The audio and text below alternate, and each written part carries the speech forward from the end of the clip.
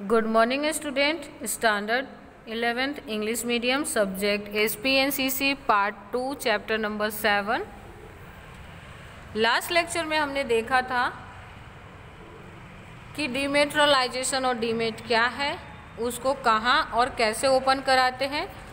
अगर demat account आपको open कराना है तो किस तरह के प्रूफ और किस तरह के डॉक्यूमेंट्स की ज़रूरत पड़ेगी, कहाँ पे आप जाके ओपन कराएंगे और किस तरह के इन्फॉर्मेशन आपको प्रोवाइड करने रहेंगे। आज जो हम क्वेश्चन देखने जा रहे हैं कि डीमेट अकाउंट ओपन करने में खर्चे क्या होते हैं। Expenditure of demat account, demat account के एक्सपेंसेस क्या है, किस तरह से ये काम करता है, या इसको ओपन कराना या इसको मेंटेन करना कितना एक्सपेंसिव है या चीप है, कॉस्टली है, किस तरह का प्रोसीजर है। तो चलो हम इसको थोड़ा देख लेते हैं।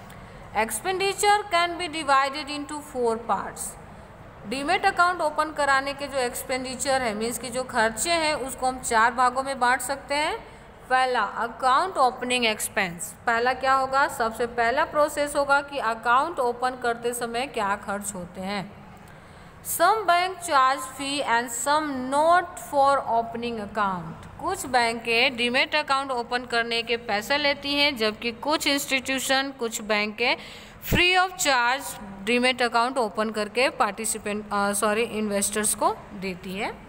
तो ये आपके टर्म्स एंड कंडीशंस पे डिपेंड करता है कि बैंक चार्जेस लेती है या नहीं लेती है, यानी ये बैंक के रूल्स एंड रेगुलेशन पे डिपेंड करता है।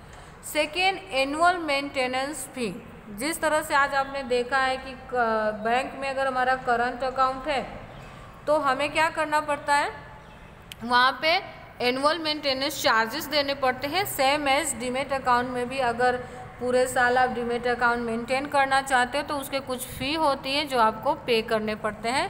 And annual fee charge to maintain account, आपके अकाउंट को मेंटेन करने के लिए, उसके प्रोटेक्शन के लिए सेबी के रूल्स एंड रेगुलेशंस के अकॉर्डिंग जहाँ पे भी आपका डीमेट अकाउंट है वो संस्था आपसे चार्जेस लेगी आपके अकाउंट को एनुअली मेंटेन करने के लिए।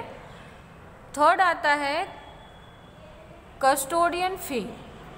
फी is levied from the investors according to the balance of share as per the month of demat account. Levied fee और कस्टोडियन फी क्या होता है, तो मंथली आपके डीमेट अकाउंट के थ्रू कितने का ट्रांजैक्शन हो रहा है, यानी आप कितना शेयर परचेज कर रहे हो, सेल कर रहे हो, उस बैलेंस के अकॉर्डिंग आपसे जो मंथली चार्जेस से भी जो बैंक जहाँ पे भी आपका डीमेट अकाउंट है वो वसूल करती है, उसको हम कहते हैं कस्टोडियन फ़ी। फोर्थ आता है transaction fee. Transfer fee is a charge according to the number of share transaction. ये फ़ी कब चार्ज होगा, तो जब आप जितने नंबर ऑफ शेयर परचेज करोगे, सेल करोगे, उसके ऊपर जो चार्जेस लगता है उसको हम कहते हैं ट्रांजैक्शन।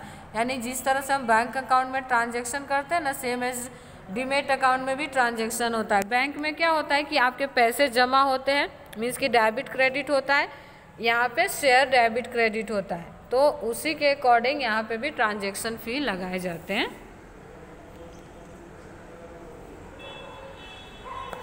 चलो अब हम ना डीमेट अकाउंट की एडवांटेज देख लेते हैं।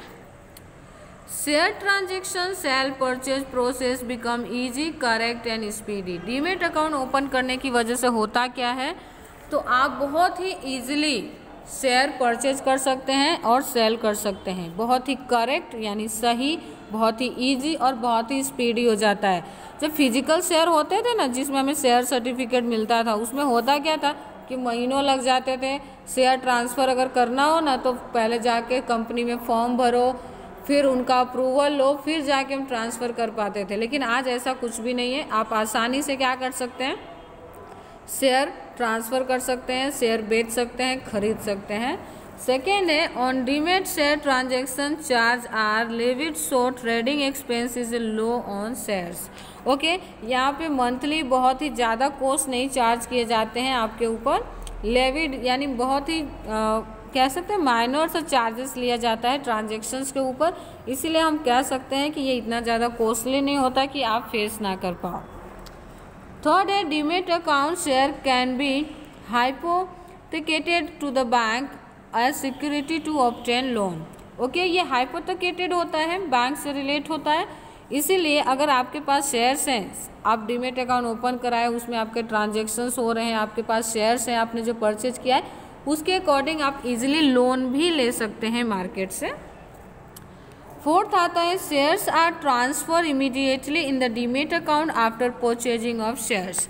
जैसे ही आप शेयर्स परचेज करते हैं वैसे ही आपके डीमेट अकाउंट में शेयर्स ट्रांसफ़र हो जाते हैं। The financial liquidity remain with investors, और आपके पास फाइनेंशियल लिक्विडिटी यानी क्योंकि शेयर्स हैं तो पैसे तो है ही ना, जितने का हमने शेयर परचेज किया है उतना पैसा तो है ही, तो आपके पास जो एक लिक्विडिटी होती है ना वो दिखती रहती है। ठीक है, नेक्स्ट आता है fifth number, the ownership is transfer immediately after purchasing of share. Shares purchase करने के बाद तुरंत ओनरशिप चेंज हो जाता है, यानी आपने परचेज किया तो आप अब ओनर हो, जिसने बेच दिया उसकी ओनरशिप चली गई। देयर इज नो कन्फ्यूजन और टेंशन फॉर इट, इसलिए ना तो कोई कन्फ्यूजन होती है और ना ही कोई टेंशन होती है। तो हम आज एडवांटेज के सिर्फ 5 पॉइंट्स डिस्कस करते हैं। नेक्स्ट लेक्चर में हम आगे के 5 पॉइंट्स देखेंगे और उसके बाद देखेंगे कि लिमिटेशंस क्या है डीमेट अकाउंट के। Thank you.